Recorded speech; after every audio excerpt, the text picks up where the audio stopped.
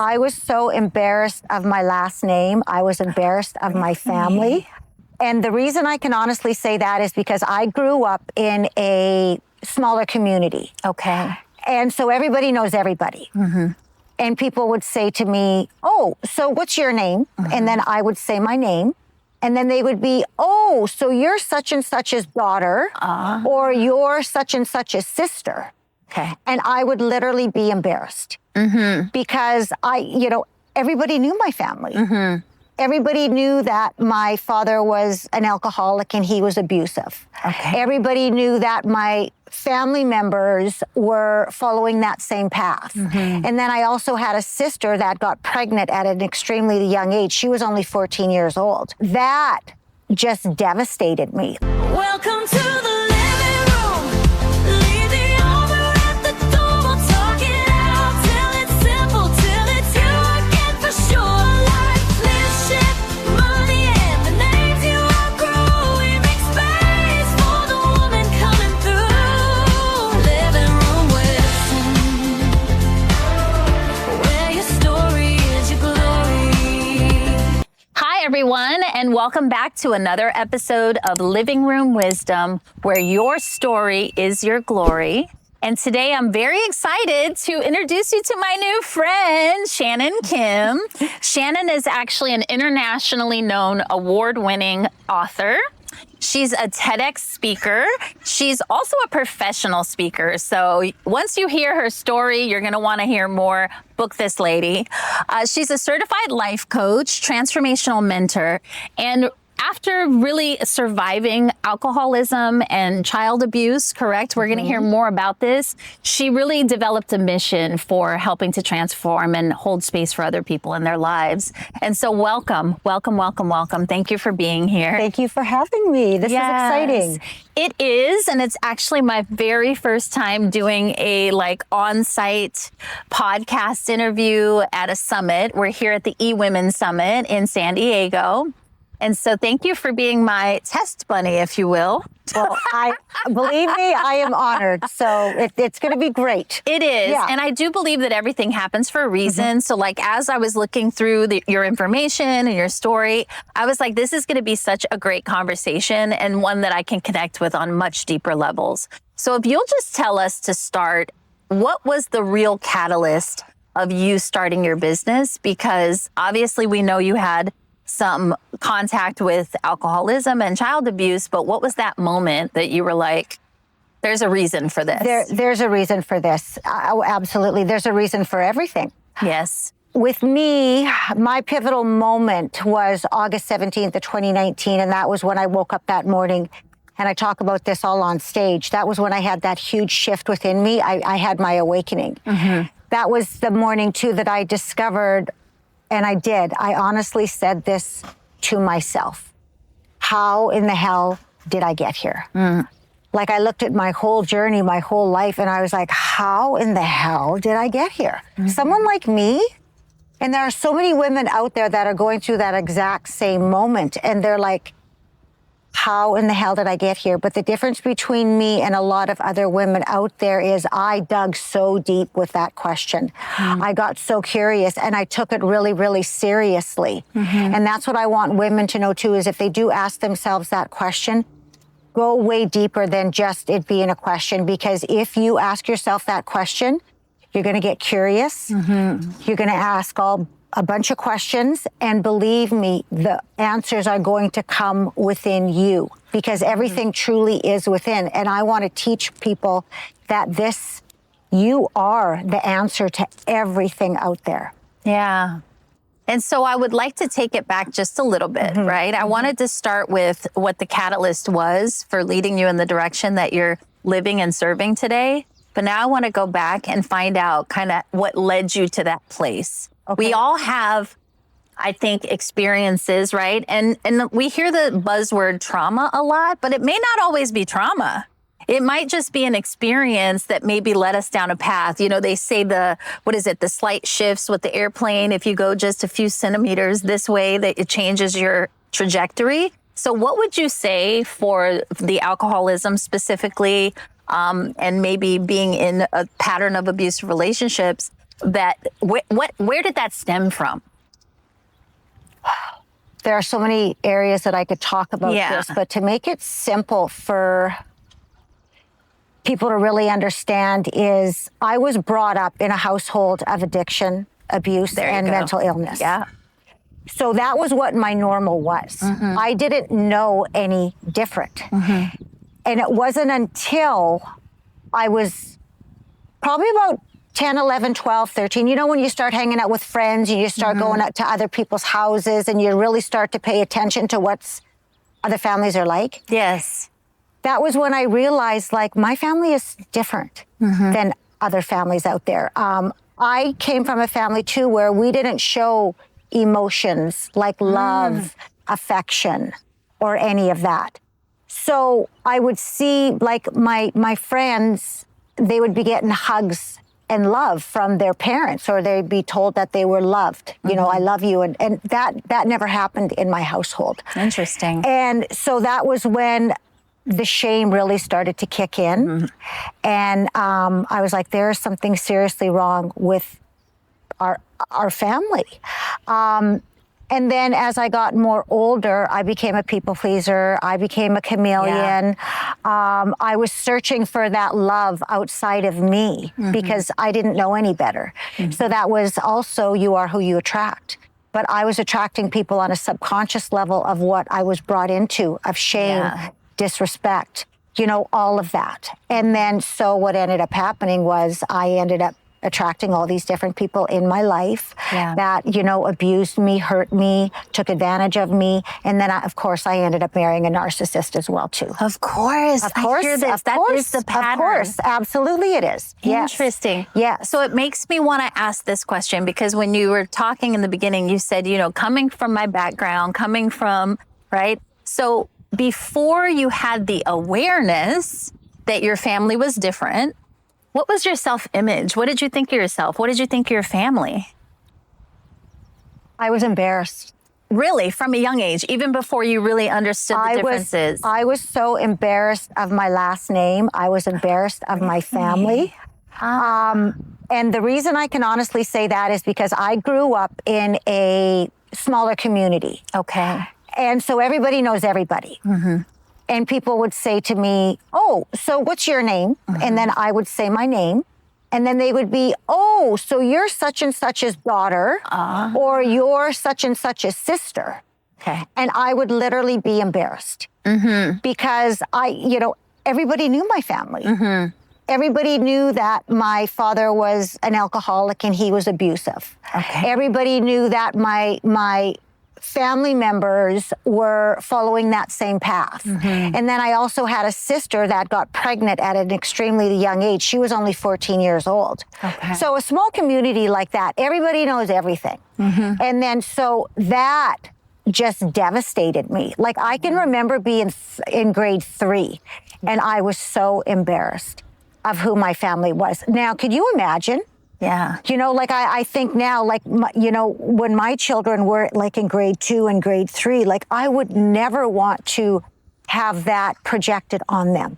Now, that's the time when we're most joyful, when we're the most, or should be, the most confident, the most free. And now I can, now looking back at me being such a young age, because depression, anxiety, all of that plays into all that as well too. And all my brothers and sisters, you know, there's some sort of addiction and mental illness.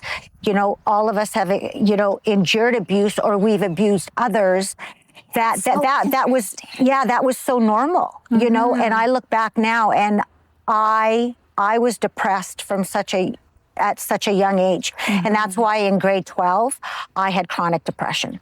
That was back in 1987. Wow. My depression was so bad, I couldn't even get out of bed barely. But that ended up just being a repeat cycle throughout the years for me. But of course, back in 1987, you know, nobody really talked about chronic depression or anything like that, right? Yes. So what ended up happening, you know, because all I wanted to do was sleep. I was suicidal back then. You know, I just wanted to end my life back then. So, of course, I ended up not even actually graduating from high school, which, of course, was another thing that made me even feel more shame. that Yeah. I felt like I was such a loser. I was a failure. But also, too, like my father ended up committing suicide when I was 2.5 years old. And what had happened was my oldest brother actually took over his role. So that's where my abuse came from. So I grew up at such a young age being told by my brother that I was dumb, I was stupid, I was never going to amount to anything. I lived in the, fight or flight. Yes. All throughout my childhood, and then my mother, because she was so accustomed to being abused mentally, emotionally, physically from my father, when my brother did that to all of us, she did nothing. She just sat back and she watched it. That was normal to her, Yes. right? So the resentment I had towards my mother lasted for years and years. And of course, even towards my brother. Well, I love the way that you took us on that journey, and it was exactly what I was looking for in respect to when this self-identity started. 3 is quite early. I can go back as far as 2.5 years old when I was in the potato patch where That's I insane. really seriously felt shame Yeah. and abandonment for the very first time. So then at what point, because here's the thing, and you kind of touched on this, is like we don't have language for these, or we didn't have language. We do now, but we didn't have the language for these experiences that we were having when we were younger. We were in our families, we were having our experiences. So until you come in contact with someone else who's having a different experience, you don't have the awareness. And so when you started to notice that your family was different, you started to kind of be a little bit more aware of your own self-identity, your own self-worth or worthiness, self-esteem. At what point did you decide, was it a decision or was there a catalyst for making a shift? It's my children. Really? Yeah. And how old were you when you had your first child? I was actually 30 when I had my first child, but where I realized that this whole person that I was at that time had to totally change was when I had my pivotal moment, when I had my awakening, because I was married into a family that was extremely wealthy. Okay. Everybody knew them. There was a status about this family, right? Interesting. And I was so sick of the lies. I was tired. At that time, though, I didn't realize he was a narcissist. And was your family from wealth as well? No, it was two totally different. Two sides of the track, as they say. Exactly. Yeah. Exactly. But I realize now, over the last few years, the families are very much alike. Right. Even though one family had money and the other family did not, there is so many issues in both sides of the family, which, and I also teach it, like I love vibration. We are vibrational beings in a vibrational world. And actually both families, even though you've got money, they are in an extremely low vibration. Yes. Thank you for saying that. It's scarcity patterns. Absolutely. It's foundational Absolutely. scarcity patterns. Absolutely. And scarcity can look a lot of ways. And another thing, too, is that side of the family, my husband's side of the family, very prominent with addiction as well, too. Wow. They just don't think they have it because they're high functioning and they can afford the addiction. Right? So it's not near as noticeable in the bank accounts and they're going to different functions, higher class functions and stuff like that. So it's the same. Yeah. It just looks different. But it looks different. Absolutely. Aesthetic. So that was the biggest thing. When I had my shift, I was so tired of the lies. Right. I was tired of being a people pleaser. I was tired of doing everything for everybody else. And the biggest thing is I was like, I cannot continue to live in this life that I am because now I have to save my children. I have to save them from this mental illness, this abuse, this addiction, all of it. And the last thing I wanted was them, I hate to say it, I did not want them to marry somebody like my husband for the way that he was treating me. And it wasn't until later on that I realized, oh my gosh, he is a narcissist. Yeah. Because I did a lot of research, I did a lot of study, and just all of it. And I could not make that normal for them because our marriage and how we lived was so far from normal. Everything looked good from the outside. Of course. We had the beautiful house. Yes. We all wore the brand name clothes. All my kids were in the sports. You know, I was, you know, involved with the school, volunteered for everything. But everything, you know, you closed the door and there was no love. You know, we were totally living separate lives. Like, I wasn't even in this marriage. I was his maid. I took care of the children. I was the cook. I was the cleaner. And he went and he did whatever he wanted. Yeah, And I I didn't swear want I that. couldn't have like scripted this better because you are speaking to exactly the women I speak to. Yes. They're women that have all of this success and everything looks so beautiful and perfect on paper, and behind the scenes they're crumbling. There's an identity lapse, right? Between maybe who they were or who they thought they were and who they're becoming. And it's like, wow, I have everything and yet I'm still not happy. And I lived with the excuses for years of, oh, he's got to build the business. He's building the business. And it's going to be my turn soon, right? And then the businesses are built. But then the next thing you know, he's building another business and he's building another business, or he's doing this or he's doing that. And then finally the excuses ran out. But at the same time, I literally lost myself. Right. I lost my value, my worth. And I was like, so depressed. So what did I end up doing? I ended up turning to alcohol to suppress all of my feelings and emotions because I literally had no support. I had no one to turn to. I didn't know who to talk to because anybody that would look at me, they'd be like, well, what do you got to complain about? Like, exactly. I get that. You know, and it's just like, you have no idea. You have no idea. Like, I didn't have my name on anything. You know, he gave me a credit card, you know. Financial abuse, control. Absolutely. He had total control over everything. And then when when the credit card statement came in, he would take me into the office in our house and he would sit me down and he'd be like, why is the credit card this expensive? Wow. Is this amount? And I'd be like, he would make me feel guilty. And then he would tell me, I feel like I am being disrespected. So like many of the women, amount of the credit you card. abandon yourself I totally for the abandoned relationship, myself. for the Absolutely. children. Yeah.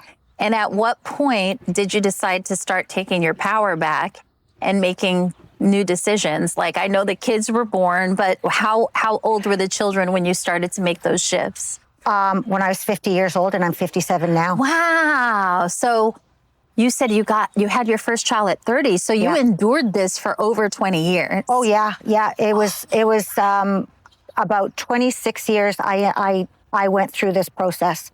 Oh, and so what did that look like? Take us through kind of what that transition looked like, because to go from, you know, from the age of 3, growing up in an alcoholic, abusive family, not having the self-worth or the self-identity, and noticing that I was so different, or the way that I was living was so different than everyone else, to then having your own children, creating your own family, probably in response to your own childhood. Like, I am not going to do that. Exactly. And then finding yourself in this codependent relationship where you're being controlled, you're in a relationship with a narcissist. How the hell do you access the courage, the resources to get out of that situation? Like I said, I really discovered with my awakening that, okay, number one, I have to quit drinking. Okay. Yes. And then, why do I want to quit drinking? My why was my children. Okay.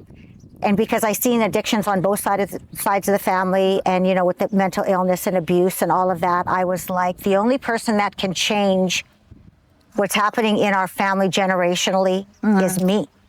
So how am I actually going to do that? Number one, I was going to quit drinking, right? Okay. Then number two, I'm going to start getting healthy again. And my children were my whys, because I didn't want them to live the life that I had been living. And they're getting old enough now that I looked at my nieces and nephews, and they all have an addiction or mental illness or something. And I can see it on both sides of the family. And it's like, it has to start with me. So that was when I really started to set healthy boundaries. Beautiful. Right? I totally, completely started to shift and to change my life. I was saying no to people. I didn't want to be around people that drank at all anymore. I literally had to take control of my life. Yes. So that I simple had to, decision. I had to be an example. So as I Yes. started to live as the example, Mm-hmm. that's where the healthy boundaries came in. But that's also where I realized a lot of people didn't like that about me because I was no true. longer that people pleaser. Yeah. I was starting to say no. Well, Shannan doesn't say no. Well, Shannan does say no now. Yeah. Right? So then that was where I slowly had to praise and release people because I discovered that people are only in your life for a reason or a season. Yes. Yes. And then from there, I got this crazy idea that I was going to write a book. Okay. And yeah, it just kind of happened. I sat down on one Sunday afternoon and I just took my computer out and I started writing. And that book is called How in the Hell Did I Get Here? And it was my whole life journey. The question you started Exactly, with. right? 'Cause Love that it. was such a powerful question. It still Yeah. is. It's one of my taglines. And I ask women, have you ever asked yourself that? Yeah. And so that was when I wrote my book. And then after my book got published, that was where I really found out who was in alignment of my life going Yes. forward. And I discovered that there wasn't hardly anybody because when Right. I spoke my truth, that made other people Very uncomfortable. very uncomfortable, and they like being in denial, and they Yeah. like making themselves look so much better because they don't want to have to face their truths. And you become the villain because you're Yes. doing something different. Yes. Yes. And then now you think you're better than us. Yeah. Yeah. Right? So sadly, I do Interesting. have to say, like when I transformed, I Yes. transformed in every area of my life. I no longer have anything to do with my family. I have to protect myself for my sobriety, Yeah. and I have to protect my children. And then also with he's now my ex, Okay. his family, and that I have, I am going through a divorce, and it is the best thing that could have ever happened for me and for my children, because I have to move forward. I have Yes. to leave all that toxicity behind, and it's just a real learning process. But in the meantime, I have never ever been happier. Yeah. I am literally succeeding in every area of my life. And what I love about it is I'm actually showing people that it is possible, but also my children. For them to bring in healthy, loving relationships into their life, and for also them to know that you can be and you can have whatever you want in life. Yes. If you trust and believe in yourself, anything is possible. Yeah. now- And it's a habit. You have to build that trust. Absolutely, you do. I was going to Absolutely. ask you, when you wrote the book and when you started actively taking these shifts, right, intentionally making these shifts, were you still in the relationship? Because it sounds like the divorce is still pending. It is. It is. I actually said to my ex on May 30th of 2024. That was Okay, when a I couple was years like, ago. I was like, I want a divorce. Because I was at that point then after counseling and everything that Tried I everything. knew that I had tried everything possible that I could do. But being married to a narcissist, they do not want to accept any faults about themselves. Right. And I had done so much work, mindset, personal development, working with mentors, investing so much in myself. There was nothing more that I could do to save this marriage. Exactly. So it was like, you know what? I'm ready to leave.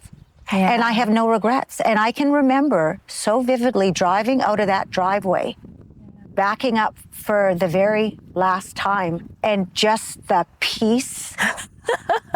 It just so overwhelming because I knew that I had done everything. Yeah. There was no regrets, right? And he wasn't willing to change in any way. And it was like, okay, it's time to move on because I know that I've got such an amazing life ahead of me, not only for me, but also for my children. Yes. Because we don't live in lack and limitation. That's not how, Right. no, like the world is your oyster. Yeah. So go out and get it. And I am showing them you can do whatever you want Absolutely. and be whatever you want. And that was so important.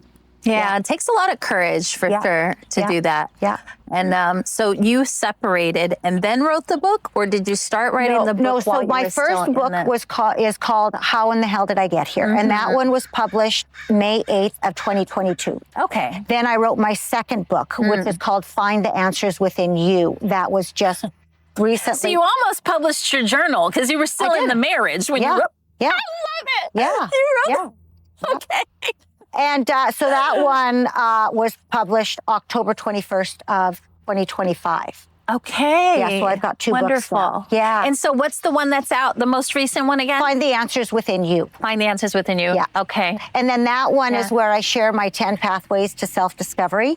Because when I ended up going to treatment Okay. when it was really, really bad for me. And I went to the top treatment center in Canada. And I was there all by myself for 9 weeks. I had not one visitor. Like my husband didn't even come visit me at all. And that was the beginning of my journey of thinking. That was when I learned about addiction, and it just opened up the world to me. So that was really the beginning of everything there. And then I came out. I stayed sober for a year, for exactly 1 year, because then I went to a family wedding in New York, and it was his side of the family. And that was where all these high emotions of anxiety and security and abandonment happened again, right? Triggers. Oh, triggers everywhere. And that was one thing I really wish that the treatment center would have concentrated more on, was teaching me about triggers. How Because to reintegrate. I didn't realize what triggers were. So I ended up drinking again, starting that weekend. And then I continued on for about 2 years. And then it was after that was when I was like, okay, I'm done, because I was going back into my old patterns. Yeah. I was starting to get suicidal again. I couldn't see a future or anything. And that was when it was like, no, I can't go back here. I'm so much better than this. Yeah. And then that was when my journey really, really started to take off. I don't think people understand that there is a timeline and a bit of a lag between your awareness of something, you starting to make the changes, creating the habit, and then fully becoming this new identity. Well, that's the thing. You have to step into that identity, and you just can't do it overnight. No. Right? Too many things have to shift. Yes, absolutely. Your environment, the people, like the boundaries, too many, the mindset. Everything takes time, and you can tell when you can tell that you're shifting by looking at your outside world. You know, like being around people that drank or whatever, that was the last thing I wanted. So I had to create a totally different environment on the outside. I had to set those healthy boundaries. And I had to create a really safe space for me and to really discover who is Shannan. Yes. Now, and that's with those pathways, that's what I talk about, is that whole integration aspect, because so many people are like, Shannan, we just don't understand how you went from where you were to where you are now. Right. And I couldn't explain it to them because I was still embodying. That's the key. You have to embody these pathways. So that's what I did. Once I embodied them and I really understood them, and they went from the aspect of me feeling them and embodying them to me actually putting them into words. That's where the second book came in, with my 10 pathways. So I want to ask you this, because I believe there's a fine line between addiction and codependency. Can you speak to that? Absolutely. So for me, this is just for me. I did not do the route of AA. I can say that I went to about 5 of the meetings. And what I did not like about AA for me was that I wanted to talk and express myself. But with AA, you're kept in that identity of being an alcoholic. And so as you stand, you have to say, hi, my name is Shannan and I'm an alcoholic. That didn't resonate with me. If I was going to get better and move on in my journey, I wanted to look at the future. And if I'm holding that identity of me being an alcoholic, that's not who I am. I'm sorry. So that did not resonate with me. For many people out there, it works for them and they like the community and all of that. And I think that's amazing, just as long as it's working for you. But for me, no. I wanted to work with a mentor who could help me to learn steps and tools that I could take forward with me to become that greater version. Yeah. And so that was extremely important to me. So everybody's got their own way and their own journey. And I think what you found start with doesn't necessarily have to be what you continue with. Maybe it's just the entry point. It doesn't. So with me now, like working with a mentor and really highly investing in myself, not only did they teach me the tools to go forward, but it was also the fact that I started to meet these different people in the community or networking or whatever that was also taking me to my next level of what I wanted to do, which is I wanted to mentor women, Yes. you know, that have gone through, because my story is not just about Yes. alcoholism. My story is about so many other different areas in Right. our life, right? So now that has totally opened up so many doors for me. But you tackled a big monster. I tackled a huge And monster. so it's a huge worthy monster. story, because if you can tackle that, you can tackle any. And it Absolutely. wasn't just the alcoholism. No, it was the narcissism. It was it's a lot. And I lost a baby It's a as well lot. too Oh along my journey as well. gosh. So there are sorry. so many different areas in my life, and that Yes. was the one thing I can say. After I wrote my first book, before it went to the publishing stages, I read my book front to back, and I was sitting there, and I said to myself, is this normal for everything that I had went through? Because I was like, I have gone through so Yes. much. Yes. Like it was an obvious question, like, what? Yes.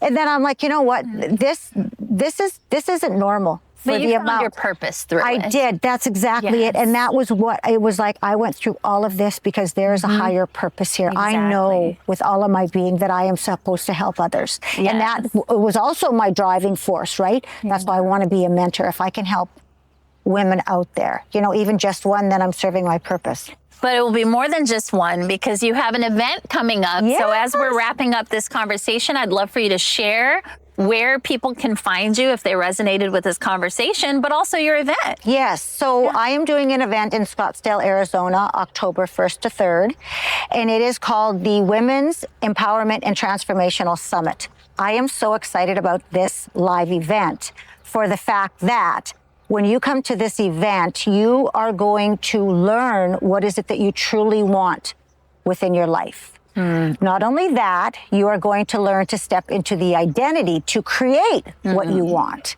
Yes. And then from there, you are going to start to take your beginning action steps. So with this event, you are going to definitely shift and you are going to begin your transformation. And that's sometimes all we need is the Yeah. first step. Yeah. So I truly believe that everything happens for a reason. And you've tuned into this episode today for a reason. You've found this beautiful woman, Shannan, for a reason.